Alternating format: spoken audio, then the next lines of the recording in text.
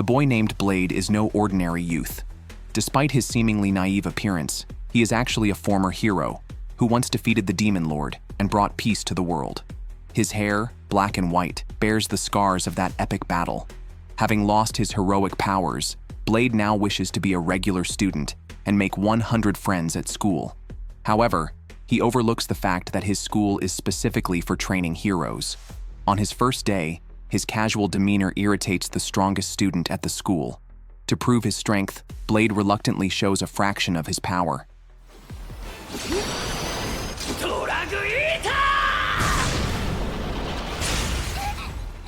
When the girl questions who he really is, Blade recalls the day of the final battle with the Demon Lord. Both were nearly exhausted, yet they managed to thrust their weapons at each other, driven by sheer will.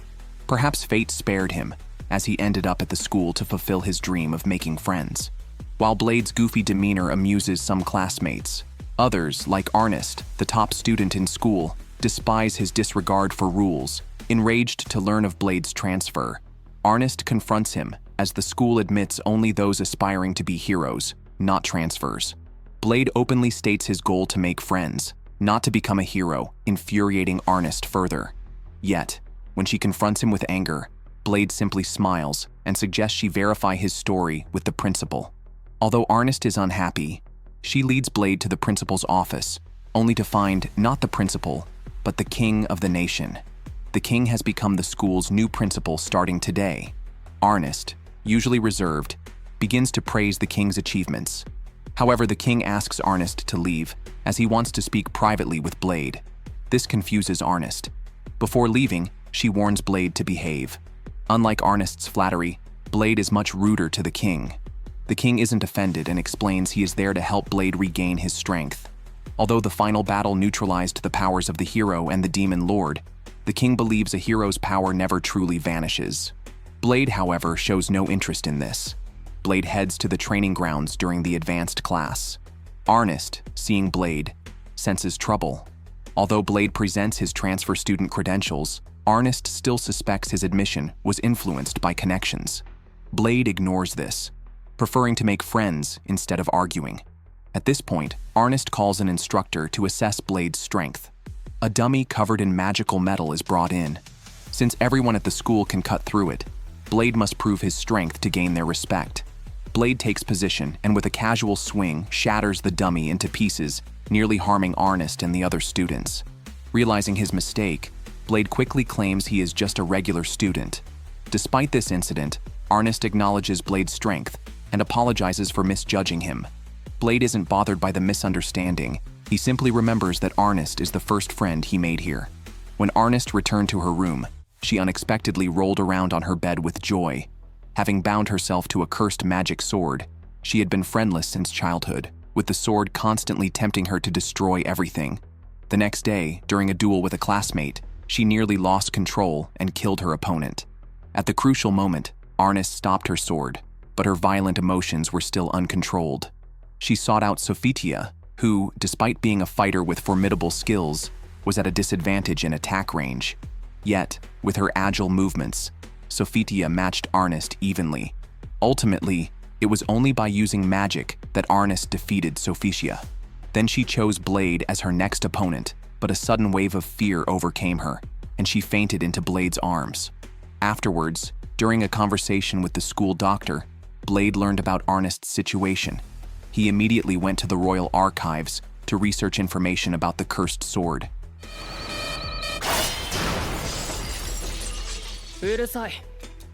Blade quickly approached Arnest and revealed that he had uncovered the secret of the cursed sword. The sword grants its bearer great power, but Arnest was not strong enough and suffered backlash from it. The only solution was for the sword to accept Arnest, but failure would result in a terrifying demon being born. Blade assured Arnest that with him around, all problems could be solved, and Arnest chose to trust her only friend. Arnest then took the initiative to challenge the magic sword, allowing it to enter her body to fight a decisive battle within. However, her body transformed into a demonic form and attacked Blade. Blade easily deflected her fiery assaults. Eventually, Arnest, with her strong will, overcame the magic sword. Due to Blade's lack of seriousness during training, Arnest assigned him a task. to coach Sophitia, who always trained alone. Blade learned that Sophitia had only ever trained in unarmed combat, so he decided to teach her how to use weapons. However, just as they were getting started, a teacher announced the end of the class period. Blade was visibly disappointed, which piqued Sophitia's interest. Sophitia often experienced recoil when practicing swordsmanship. Blade quickly identified her problem and decided to demonstrate the correct technique himself. He explained that the sword should be considered an extension of one's body, energized before swinging to make the strike powerful. After a day's practice, Sophitia had mastered the use of the sword. Seeing the remnants of dummies scattered around, Sophitia asked Blade if this would enable her to defeat Arnest. To avoid hurting her self-esteem, Blade tactfully expressed his denial. Consequently, Sophitia requested that Blade continue to coach her in swordsmanship in the future. The next day, the king approached Blade again. His purpose was simple: to ask if Blade had found a girlfriend. Hearing this, Blade felt underestimated and claimed he had several girlfriends, the most recent being Sophitia. Upon hearing her name, the king looked unsurprised. After all, Sophitia was a product of the Artificial Hero Project, where a group had used lost ancient technology to clone talented humans extensively. Sophitia was the most perfect result, with 11 identical clones. Seeing Blade's angry expression, the king reassured him that the organization had been thoroughly eradicated. However, when Sophitia was rescued, she had become a doll who only followed orders. Learning the whole story, Blade blamed himself intensely, feeling responsible for Sophitia's tragedy as a former hero. He vowed to give Sophitia a normal life, although he wasn't sure what normal meant. From the school doctor, he learned that normal meant youth. From his classmate Leonard, it meant love, and from 2 female classmates, it meant dating. Then, Blade asked Arnest how to date, which made her blush deeply. However, Blade wasn't asking Arnest out on a date. Once he understood what to do, he went straight to Sophitia and invited her on a date, not realizing he was in the girls' changing room. For their date, Blade meticulously planned every detail. Their first stop was at the riverbank, where, fascinated by the variety of fish in the water, Sophitia wanted to try feeding them. Unbeknownst to them, 3 water spirits were hiding underwater and gobbled up all the fish food. Next, Blade took Sophitia to an arcade where their forceful playing nearly caused the building to collapse. The 2 left without noticing 3 girls cleaning up the mess behind them. Their next activity was drinking a sweet couple's beverage together. Sophitia didn't hesitate to sip from the straw, but when Blade touched her face, he collapsed as if electrocuted. Still, he overcame his shyness and moved closer to her. Witnessing this, Arnest was completely disheartened. In the evening, at their final destination, Sophitia questioned why Blade did so much for her. He explained that it was because she was his friend. Touched, Sophitia decided to no longer hide things from her friend and revealed her origins, demonstrating her abilities. Like heroes who can alter physical laws, she had similar powers, though she couldn't fully control them. Additionally, Sophitia could stop time, but only for 10 seconds before it overwhelmed her. Perhaps Sophitia's honesty made Blade feel guilty. He finally shared his past as a former hero with her, revealing that he could no longer use his heroic powers, which was a relief to him since he never wanted to be a hero. However, only he could save others. So from the age of 3, he had been battling monsters. Blade had faced death countless times, and whenever someone died, he was blamed. No one cared about his own feelings.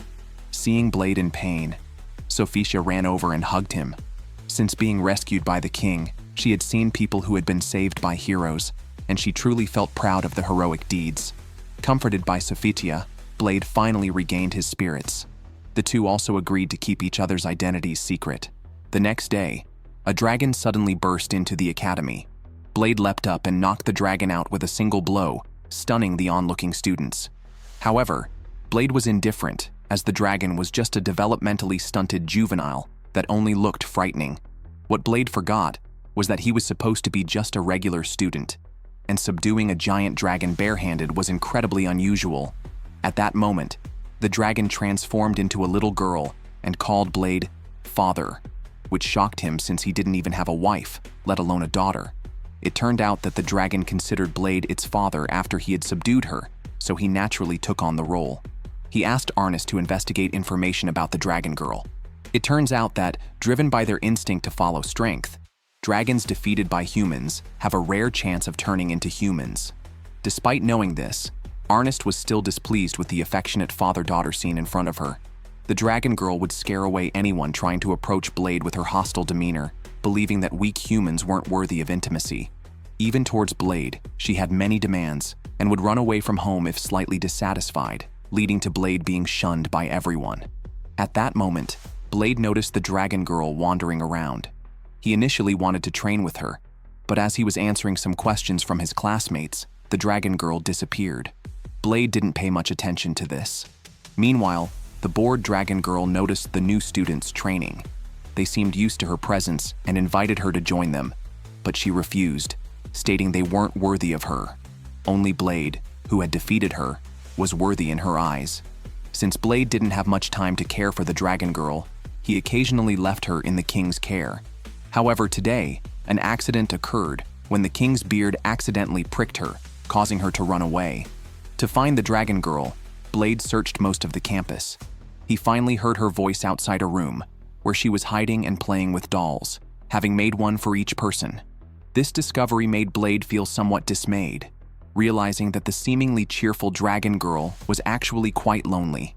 Blaming himself and ignoring Arnest, Blade was found by Arnest banging his head against a wall.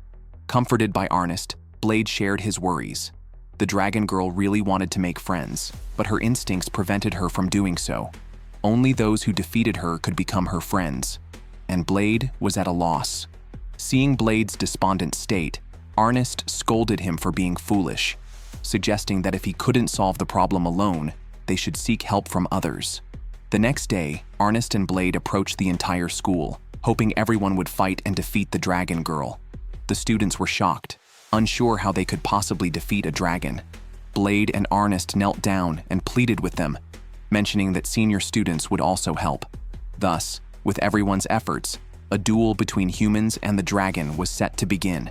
The dragon girl, with her massive body, chased the students, but fortunately, under Arnest's leadership, they regained their fighting spirit. However, the human formations, usually a source of pride, crumbled under the dragon girl's assault, and magic attacks also failed to harm her. As the dragon girl wreaked havoc, the number of injured students multiplied. Yet Blade remained calm. At his command, Arnest and Sophitia seized the opportunity to launch a surprise attack. While their strikes didn't seriously injure the dragon girl, the battlefield was soon enveloped in smoke, a part of Blade's plan. Suddenly, the dragon girl stepped into a trap. The king criticized Blade for resorting to tricks, but this trap was actually dug during the battle. Soon, the students resumed their offensive. While the dragon girl was unable to rise, Arnest hit her head with a burst of flame. Then, Leonard pulled out his drill spear, but his attack didn't even scratch the dragon girl's skin. Just as the dragon girl spread her wings, Arnest swiftly cut her down. Following this, Sophitia used her artificial hero power to immobilize the dragon girl. Blade then ordered Arnest to deliver the final blow. As the magic sword wailed, all students channeled their energy into Arnest. With the unreserved support of her peers, Arnest felt an unprecedented power surge through her.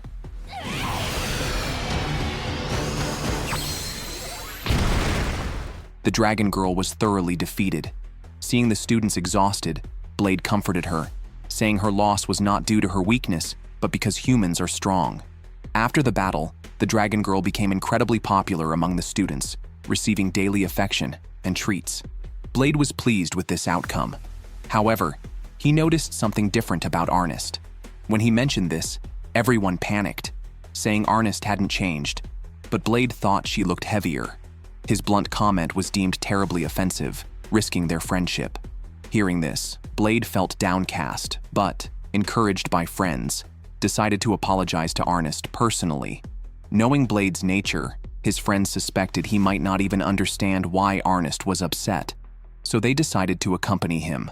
When they opened Arnest's door, they found it pitch dark with a strange noise inside.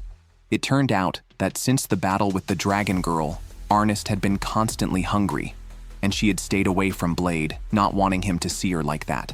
Blade left reassured by her explanation. However, his friends were anxious. Without Blade, no one could calm Arnest. Consequently, under Blade's warm persuasion, Arnest began her weight loss regimen. Possibly due to excessive fat, she sweated profusely with just a little exercise, and her lunch was switched to a diet meal. After enduring this regimen, it was finally time for Arnest to see the results. Due to the poor results of her weight loss training, today, Arnest decided to try a drastic solution. She planned to use the power of a magic sword to consume her fat. As Arnest became enveloped in flames, her friends who arrived late were very worried. However, Blade still chose to trust Arnest. Soon, a slim figure emerged from the flames. The magic sword was baffled upon hearing Arnest's request to consume fat, as it had never encountered such an absurd request from a master before. But since its demonic form has a weakness for consuming huge amounts of energy, the idea wasn't entirely infeasible. Arnest was thrilled to hear this, but as the fat was consumed, she became hungry again and gradually lost control. Fortunately, Blade intervened just in time. Arnest finally returned to her normal state. However, with the magic sword as her ace, Arnest seemed to become more reckless. One day, a girl named Maria suddenly approached Blade. She revealed that a terrifying monster lived inside her, which she had managed to control until now. However, since the battle with the dragon girl, she felt her body was reaching its limit. Therefore, she wanted Blade to kill her before she completely lost control. Everyone refused such a cruel request and decided to find a solution for Maria together. When everyone arrived at the arena, Blade suggested that Maria try to release her long-suppressed power. Although Maria was initially reluctant, she was comforted by Arnest, who had experienced similar challenges. Eventually, Maria agreed, choosing to trust her friends. However, they underestimated the power that had been restrained within her. Arnest tried to intervene, but it was too late. Accompanied by Maria's cries, a terrifying aura filled the area, frightening everyone. Blade sensed an aura similar to that of a demon lord within it, but he knew Maria could not possibly be the demon king.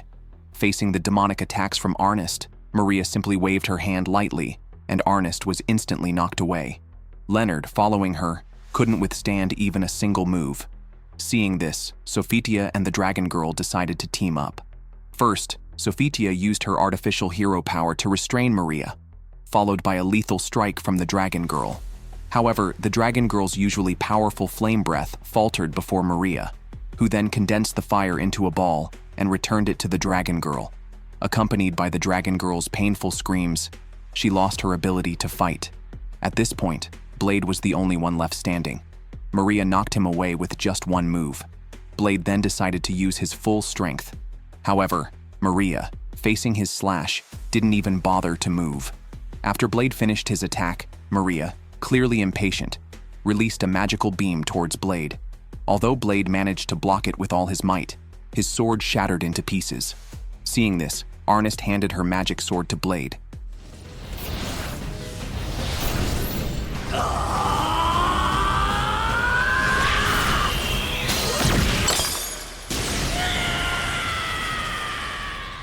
Ultimately, Blade won the battle, but collapsed from exhaustion and fell to the ground. When he opened his eyes again, he found himself in the infirmary. The doctor scolded Blade for his impulsiveness, warning that fully unleashing his power could have been fatal. Blade reassured her that he would be more cautious in the future. Since then, Maria has settled down at the school. The king had known about Maria's situation for some time. Her human mother had passed away, and her father was the former demon lord, making Maria the daughter of the demon lord. One night, Maria suddenly approached Blade, not giving him time to react, and took him flying into the sky. During their conversation, Blade learned that Maria's personality had been created, and she only gained her own consciousness 5 years ago, making her true age only 5 years old. Although age is not important for a monster, Maria disliked being treated as a child by Blade. She stayed at the school because of Blade, though she wasn't sure why she was so attached to him. Perhaps she liked him or felt they were similar. Maria, as a half-demon, had always faced discrimination. She did not know why she had to hide her identity and live here, but her mother had trusted her father until the day she died. Maria's doubts overwhelmed her after her mother's death, causing her to despise her father and leading to the creation of a second personality. A few days later, Eliza discovered that Maria's necklace had no sealing effect. It was merely a recording device. The message inside could be key to saving Maria, meaning her current personality might disappear. However, Maria was indifferent to this. As Eliza cast a spell, the necklace projected the figure of a man. Seeing the familiar face, Blade immediately recognized him as his greatest enemy. The demon lord had separated from his family to protect them during his battles with heroes. The recording device was his last expression of true feelings towards his wife and daughter. Although Maria's original personality eventually returned, her second personality did not disappear. Whenever Maria took off her glasses, she transformed into her witch form. Simply because he is the strongest hero in another world, he feels entitled to be surrounded by different girls every day. Just recently, while Blade was shopping with the girls, they saw a wagon full of goods blocked under a bridge. A majestic centaur stood in front of the wagon. At that moment, Blade suddenly recognized her as Dion. Before Dion could reveal Blade's heroic identity, he quickly covered her mouth. After instructing her to keep it a secret, Blade nervously introduced Dion as just an old acquaintance. However, Dion was clearly not good at lying. Just as she was about to slip up, Blade quickly changed the subject to the wagon. It turned out that the wagon belonged to the king, and Dion was the general responsible for transporting the goods. With her mission now complete, the king had ordered her to serve as a school instructor. However, her centaur identity faced skepticism from the students. So, she decided to demonstrate her strength using divine iron. The students were in disbelief, as the supposedly indestructible divine iron was not only broken, but also melted. After introducing herself, Arnest realized that Dion was the general who led the strongest knight order, truly a hero-level figure. Everyone was even more curious about how Blade knew such an incredible person. So, during the evening bath, the girls provided Dion with meticulous service and started asking about her story with Blade. Hearing the girls' discussion next door, Blade went directly to oversee Dion's every move. Soon, Dion began to share her story with Blade. The first time she met Blade, she thought he was a fierce beast because he bit her on the buttocks, a bite mark that hasn't faded even now. Years later, after continuous training, Dion became a hero's companion, though she was not taken along for the final battle with the Demon Lord, leading her to believe it was because her strength was inadequate. Since then, she trained even harder. Blade didn't know what to say about this. A few days later, Blade saw a huge simurgh in the sky, one of the renowned 4 great spirit birds. Although he didn't know why it appeared there, Blade felt that as long as they did not act rashly, there would be no problem. However, no sooner had he spoken than the simurgh dove towards them. Blade now realized there were 2 simurghs. Looking at the damaged wagon, he seemed to understand something. Indeed, the king was responsible for this situation. Previously, the king's wagon was carrying simurgh eggs. The king wasn't a bad person, though. The hatching of simurgh eggs required 2 conditions. They had to be at the height matching the ancient divine tree, and they needed to be exposed to the sunset at the moment of hatching. However, it seemed to be the simurgh couple's first nesting, and the location was far from ideal, which would have prevented the eggs from hatching. The king had prepared a real-life training exercise for this, with the hatching scheduled for the next day. Blade and the others had to resolve this before then. The next day, Blade, as the trial's leader, gave a speech. Their task was to hold off the simurghs and conceal the egg's location until sunset.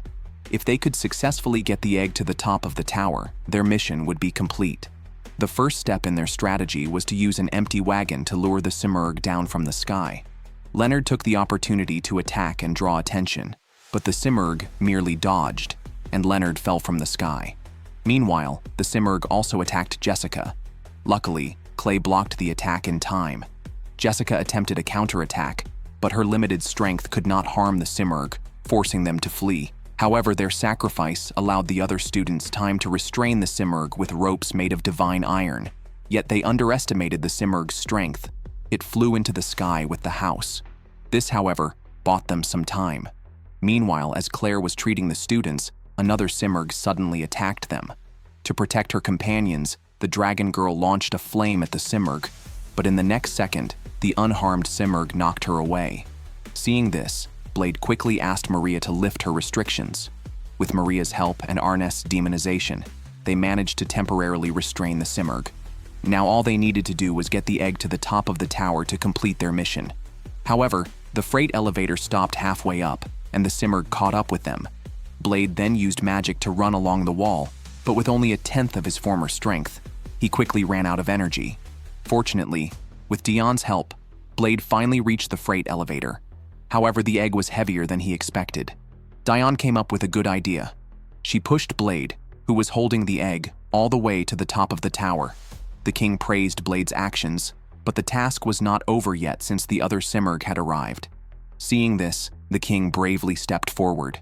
It turned out he had once been saved by a Simurgh and felt obliged to repay the life-saving debt with his own life. Blade was stunned by this.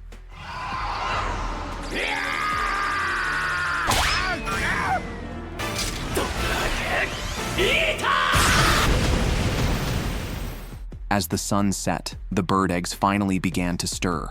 Witnessed by everyone, a pair of chicks emerged. However, they seemed to recognize Blade, who they saw first, as their father. The newborn chicks could fly immediately and carried Blade and Arnest in a race through the sky. Arnest, as the strongest student in the school, was admired by thousands every day. However, everything changed the day Blade arrived. She became merely a mascot for the school and even had to humbly bathe Blade, which was extremely embarrassing. Today, the king developed a highly realistic illusion system, and Arnest fully unleashed herself, reveling in the sensation of her magic sword piercing through her classmates' bodies. She had never felt such exhilaration and swore to take her revenge on Blade here. On the other side, Blade witnessed the struggles of his classmates. Jessica and Claire were at a disadvantage, but there was no helping it since they had never won against their opponents before. Seeing this, Jessica decided to use strategy.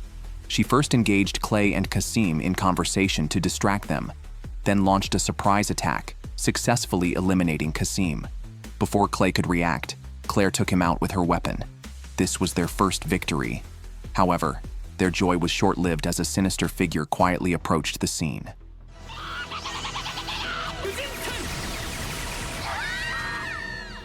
As a flash of white light passed, Blade opened his eyes to see the concerned looks of his companions. The king had guessed that Blade would survive until the end, but what really surprised everyone was Arnest's performance. Seeing the noisy scene unfold, the king was very pleased. However, the others were quite displeased with him because his great idea had caused the students much hardship, and the king showed no signs of regret. Blade then started tinkering with the illusion machine and connected the linking device to the king.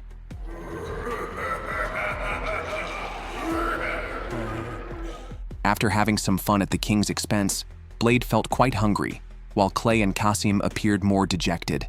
Seeing that Arnest still didn't understand what had happened, Blade explained the situation. The progress of the girls' group contrasted with the boys' arrogance, which undoubtedly dealt another blow to Clay and Kasim's fragile egos.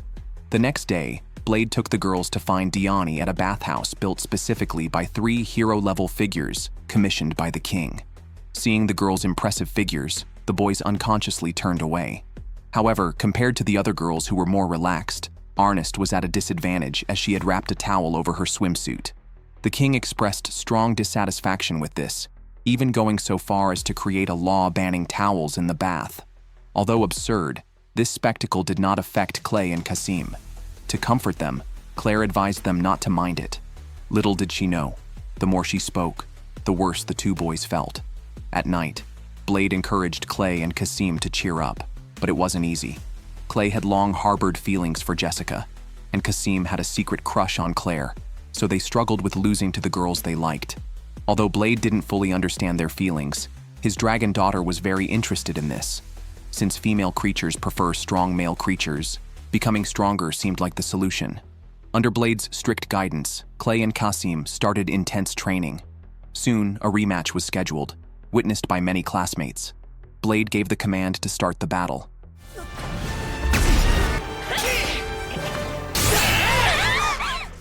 The boys' significantly improved strength puzzled Arnest. Blade had taught them how to cleverly use energy, and Kasim could now harness the power of the wind spirits.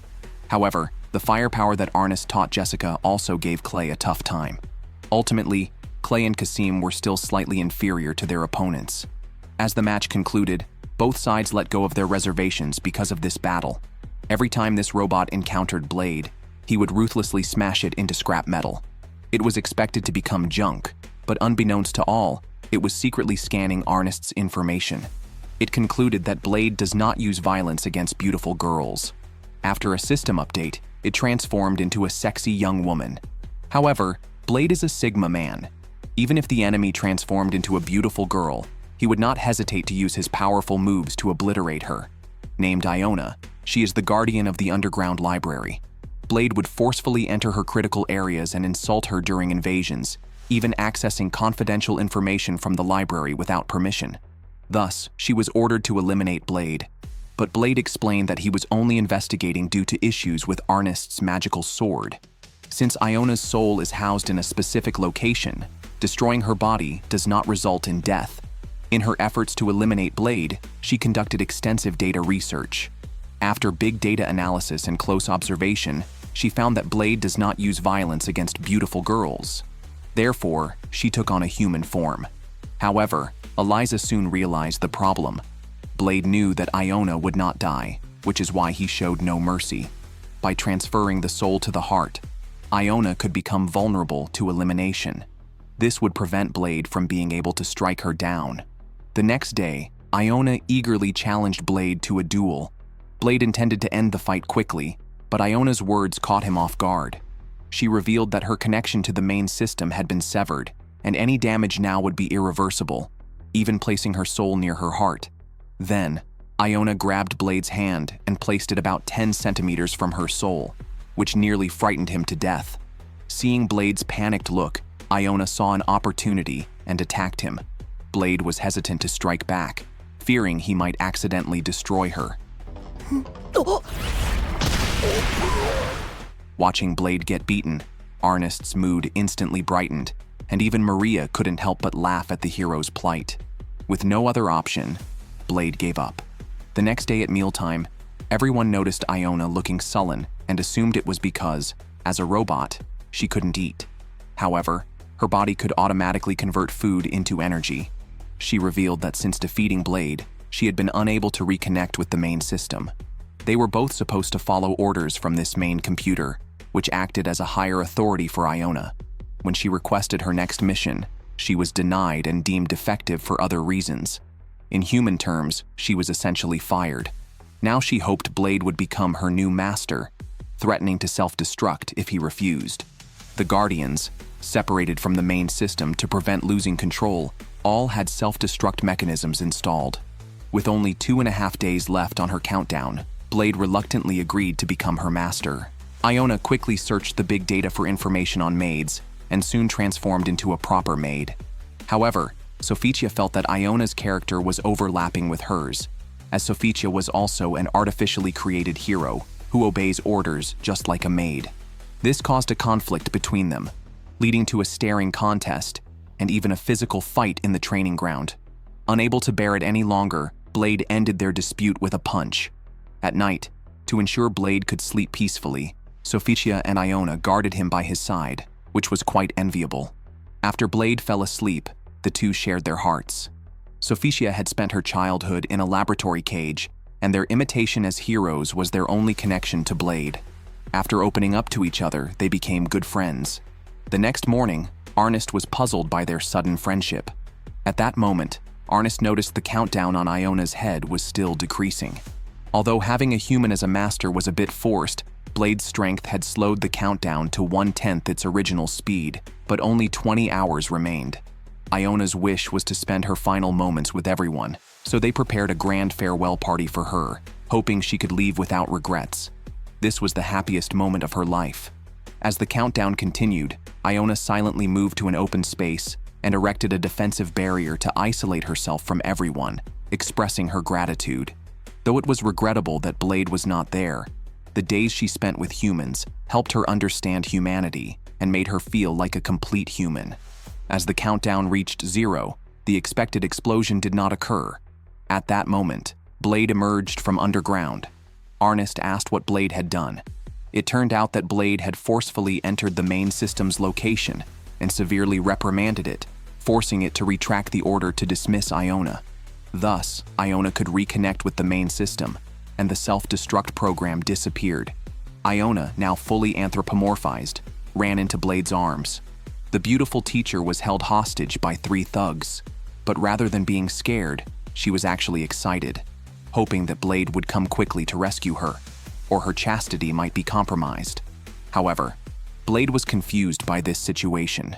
He didn't understand what thugs, or kidnapping, meant, as his intelligence was equivalent to that of a 5-year-old. He was even indifferent when anyone from his harem was taken advantage of. The main reason for this is Blade's overwhelming strength, which led his classmates to despair. In battles, Blade fought without restraint, easily defeating these weaker opponents, leaving only Leonard still standing strong. However, Leonard, facing the invincible Blade, was quickly defeated as expected, which bored the other students. Although they already knew the outcome, they still held some hope, yet the result was ultimately disappointing. The crowd left with little enthusiasm. Blade couldn't understand their actions. Meanwhile, in a corner unknown to Blade, the top-ranking students organized a meeting with the goal of defeating Blade, this superhuman. They were willing to use any means necessary, just to make Blade utter the words, "I surrender." Arnest was the first to act, thinking that a different weapon would significantly weaken Blade's strength.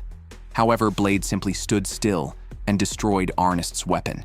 Next, Jessica attempted a sneak attack at night by entering Blade's room, but Iona silently activated the defense system, leaving Jessica speechless. Iona claimed it was an automatic response and not her fault. The third victim was Leonard, who wielded a spear that exploded due to excessive modifications. Maria was the fourth victim. She tried to ambush Blade, but was instantly defeated.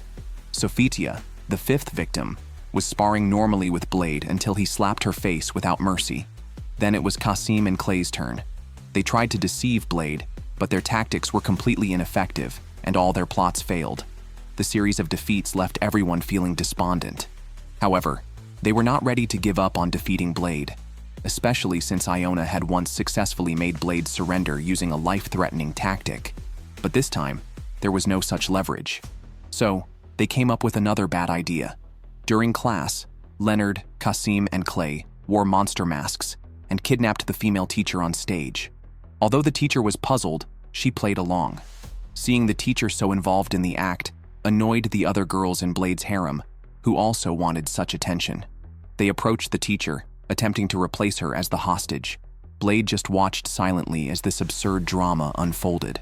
Arnest excitedly waited for Blade to rescue her, but Blade was completely baffled by their act. This left the girls from the harem speechless. At this moment, Blade called out the names of the 3 thugs, having recognized them from the start. Still, they didn't give up on making Blade surrender. Unable to achieve this, Kasim decided to attack Blade's harem but got beaten badly by Arnest in return. Finally, Blade ripped their clothes, making them run naked in the classroom. The rest charged at Blade with their most powerful attacks, but each was defeated in turn. Blade, once a hero at the pinnacle of the world, was seriously injured in a fateful duel with the Demon King, resulting in severe after-effects. If he exerted more than 10% of his power, he would die. Thus, when faced with unbeatable foes, Blade could only seek help from the Demon King's daughter. One day, Arnest discovered that Blade was unaware of the concept of birthdays, which deeply moved her. She quickly gathered Blade's harem to plan a lavish birthday party for him. Although Blade was an orphan and his actual birth date was unknown, they all knew the day he was found. The most challenging part was choosing the birthday gift. After much thought, the girls decided on Blade's favorite pork cutlet rice, although it seemed somewhat modest. Hearing all this, the king proposed a better idea. He gathered all the students at the school, and what appeared before them was the empire's most prestigious royal food pantry, holding the world's rarest and most valuable ingredients. The practical training for the students that day involved consuming a total of 11.3 billion calories from these ingredients. Blade thought about protesting, but the others were filled with enthusiasm. Soon, the students set up camp and began a self-sufficient lifestyle. To lure the prey into the trap, Jessica even volunteered to act as bait. However, the beast seemed to prefer white meat. When Leonard tried to play the hero and save her, the beast knocked him away. Seeing this, Maria had no choice but to shift into her demonic form and hit the beast with a lightning strike combo, successfully trapping it while skipping the need to cook it. Once they brought it back to camp, all the students immediately got to work, their faces filled with smiles. Blade was also very relieved. Over the next few days, everyone gradually adapted to life there. having already achieved half of their mission goals. Seeing the students' smooth progress, the king decided to increase the difficulty by giving them a special task: to find the ingredients listed on a roster. Soon, in a dark cave, Blade and the others found their first target, a cabbage covered in tentacles. Arnest instinctively wanted to use fire, but Sophitia stopped him in time because they needed fresh ingredients. So Arnest had to lead his companions in close combat with the cabbage. Next, they reached the location of the boxing corn, which surprisingly sprouted limbs at that moment. Blade was ready to strike it hard, but Sophitia informed him that this type of corn could only be taken down with fists to ensure its freshness.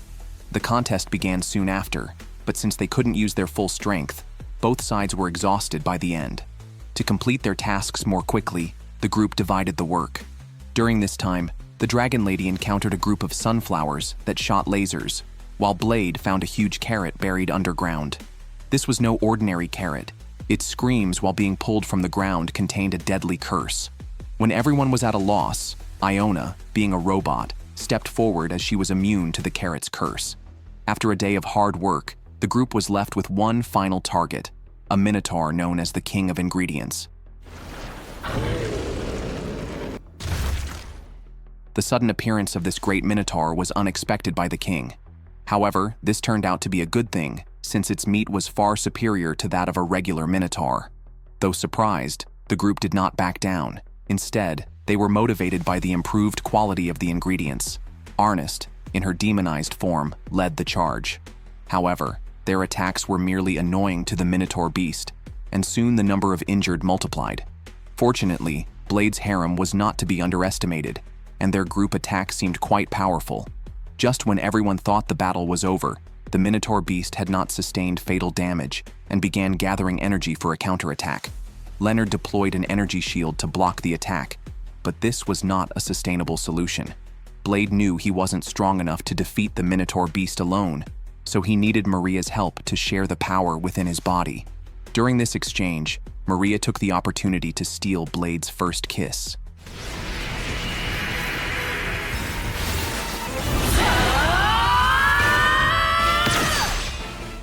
As the battle ended, Blade was surprised to find he could now use 18% of his power.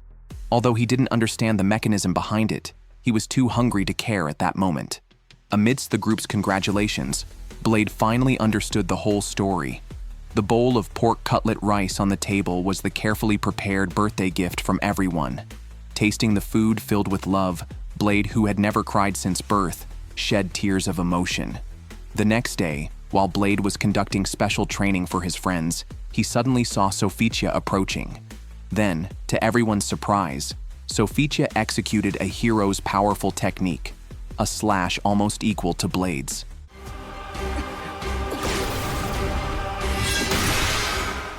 The sudden appearance of two Sophitias confused everyone. The imposter, seeing the situation turning sour, used a tornado to escape the scene.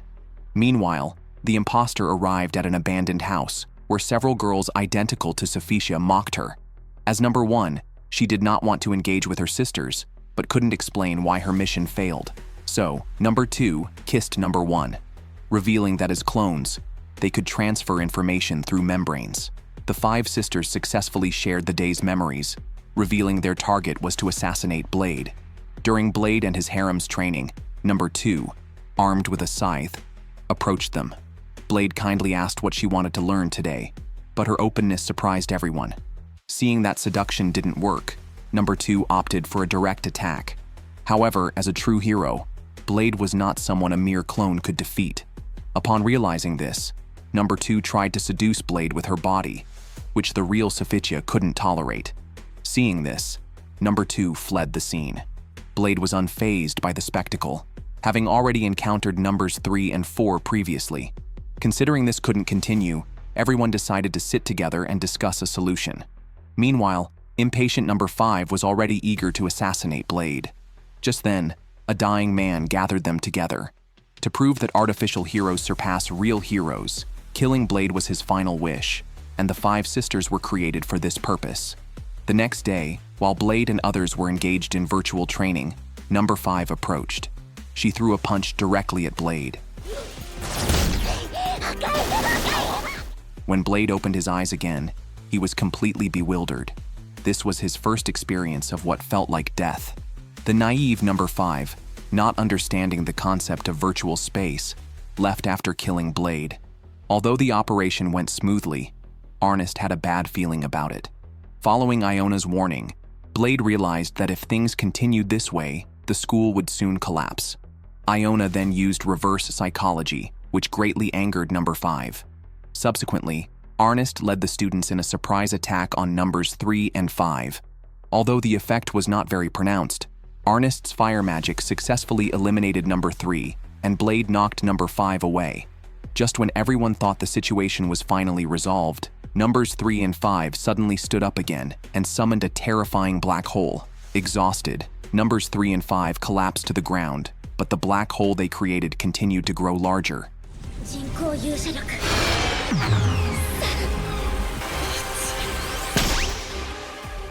These 5 girls were created as experimental subjects using the power of heroes, with their sole purpose being to defeat a hero.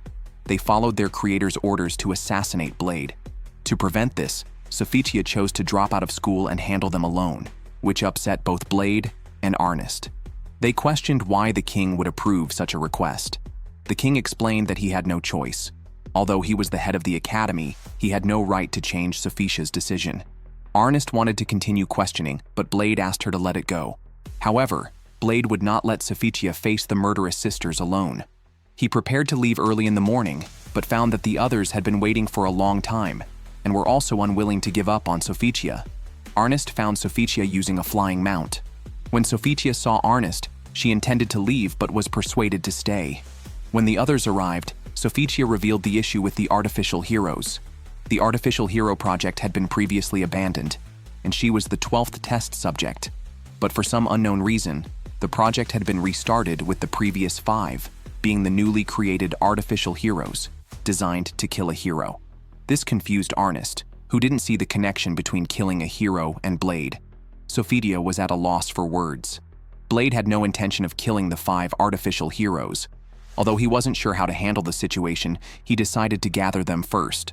For this, they crafted a challenge letter to provoke the artificial heroes. Unable to resist the provocation, the artificial heroes walked into the trap and came to the arena, ready to surround the hero. Facing the attack of 5 opponents, Blade was clearly struggling as he had not yet fully recovered his full strength. Although he blocked several waves of attacks, his magical power was running low.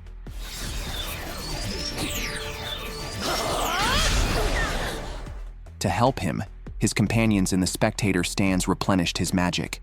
With their support, Blade defeated all the artificial heroes. However, after using their powerful moves, the 5 artificial heroes were nearly destroyed. Due to their creator's careless workmanship, their bodies began to disintegrate. Blade inquired about the team searching for the creator of the artificial heroes, but they were too late.